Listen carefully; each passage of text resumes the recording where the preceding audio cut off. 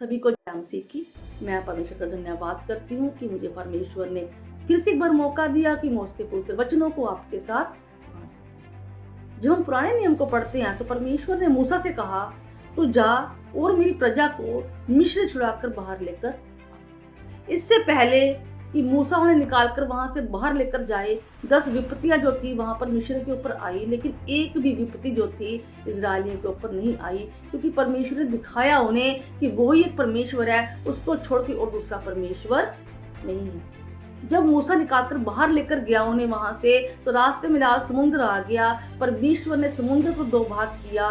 परमेश्वर ने चट्टान से पानी को निकाला, स्वर्ग से मन्ना बरसाया, लेकिन फिर भी इजरायली बार बार कुड़कुड़ाते, क्या मिस्र में कब्रें नहीं थी जो तू मरने के लिए मैं जंगल में लेकर आ गया।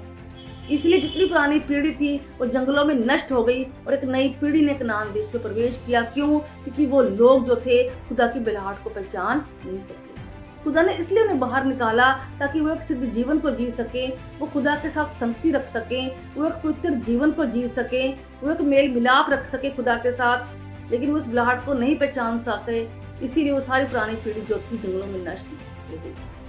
इसी तरह से जब खुदा के दास लोगों के पास कलाम को लेकर जाते हैं, वचन को लेकर जाते हैं, और जब खुदा का वचन उस घर में कार्य करता है, चंगाई उस घर में आती है, बरकत उस घर में आती है, तो लोग वहीं तक सीमित रह जाते हैं और खुदा की बुलाहट को पहचान नहीं पाते। इसलिए जब परेशानी उनके ऊपर आती है वो लोग बैकस्लाइड हो जाते हैं।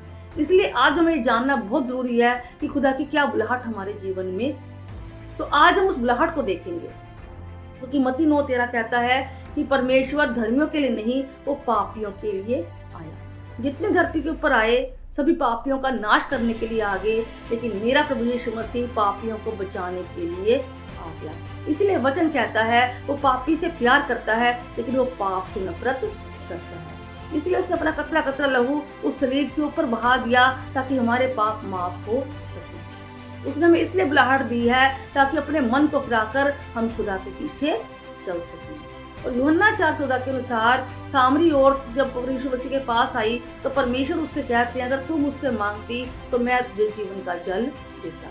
जीवन का जल आत्मिकता को दर्शाता है, क्योंकि परमेश्वर चाहते हैं कि हम उसकी पवित्र आत्मा से परिपूर्ण हो जाएं, हम उसके वचन से क्या हो जाएं, तृप्त हो जाएं। क्योंकि वचन कहता है दुनियावी पानी पीकर तुम्हें फिर से प्यास लग सकती है, लेकिन जो मेरे में से होके पिएगा वो कभी फिर प्यासा ना रहेगा, बल्कि जीवन के जल का सोता बन जाएगा। इसलिए आज हमें उसकी पवित्र आत्मा से तृप्त होना है, उसके वचन से हमें तृप्त होना है, क्योंकि इस वचन के बिना, इस सच्चे ज्ञान के बिना लोग नाश हो रहे हैं। और परमेश्वर चाहता है 2 थिस्सलुनीकियों 2:14 के अनुसार हम उसकी महिमा में सहभागी हो सकें। क्योंकि परमेश्वर का जो लूसीफर स्वर्गदूत था, जो खुदा का आराधक था, और जब उसके अंदर घमंड आ गया, क्यों ना मैं उससे ऊंचा सिंहासन बनाऊं, तो परमेश्वर ने उसे स्वर्ग से धरती के ऊपर फेंक दिया और वो नीचे आकर शैतान बन गया। और फिर उसकी सोचों में इंसान था। जब इंसान को परमेश्वर ने अपने हाथों से बनाया ताकि इंसान उसकी महिमा कर सके, उसका धन्यवाद कर सके, क्योंकि वो सभी कार्य खुद कर सकता है, लेकिन वो अपना धन्यवाद खुद कर नहीं सकता। इसलिए हमें हर एक हालातों में आज उसका धन्यवाद करने की जरूरत है। फिलिप्पी 3:14 के अनुसार परमेश्वर चाहते हैं कि हम मसीह दौड़ में भाग ले सकें।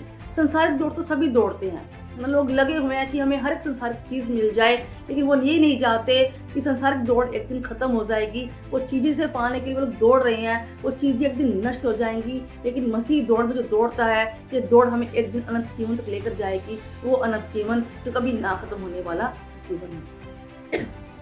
यिर्मयाह 1:5 के अनुसार परमेश्वर ने हमें माँ के गर्भ से चुन लिया ताकि हम उस कार्य कर सकें जिस कार्य करने के लिए हमें उसने बुलाया है। 2 तिमोथी 1:9 के अनुसार परमेश्वर चाहते हैं हम पवित्र जीवन को जिएं, क्योंकि परमेश्वर पापी दुनिया में आ गए, लेकिन पाप का एक भी स्वभाव जो था परमेश्वर के अंदर नहीं था। हमें भी परमेश्वर ने संसार रूपी समुद्र से अलग कर दिया ताकि हम पाप से अलग होकर एक पवित्र जीवन को जी सकें। 1 कुरिन्थियों 1:9 के अनुसार परमेश्वर चाहते हैं हम उसकी संगति को करें, क्योंकि जो उसकी संगति करता है वो उसके समान हो जाता है, उसके स्वरूप में हो जाता है।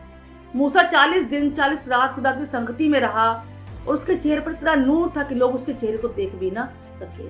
अगर हम खुदा की संगति करेंगे तो वही नूर परमेश्वर आपको मेरे चेहरे को चमकाना चाहता है। इसलिए जरूरी है हम प्रार्थना के जरिए आज हम उसके साथ जितनी ज्यादा हो सके हम संगति को करें।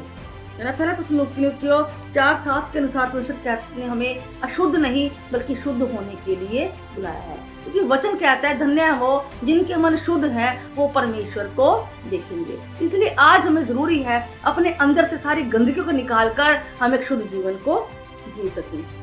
गलातिया 5:13 के अनुसार उसने हमें आजाद होने के लिए बुलाया है। आज लोग शैतान के गुलाम हैं, आज लोग रीति रिवाजों के अंदर अपने समय को खराब कर रहे हैं, लेकिन हम आज़ाद किए हुए लोग हैं। मसीह ने हमें आज़ाद किया है और आज हमें आज़ादी वाले जीवन को जीना है और परमेश्वर की आज्ञाओं के ऊपर हमें चलना है।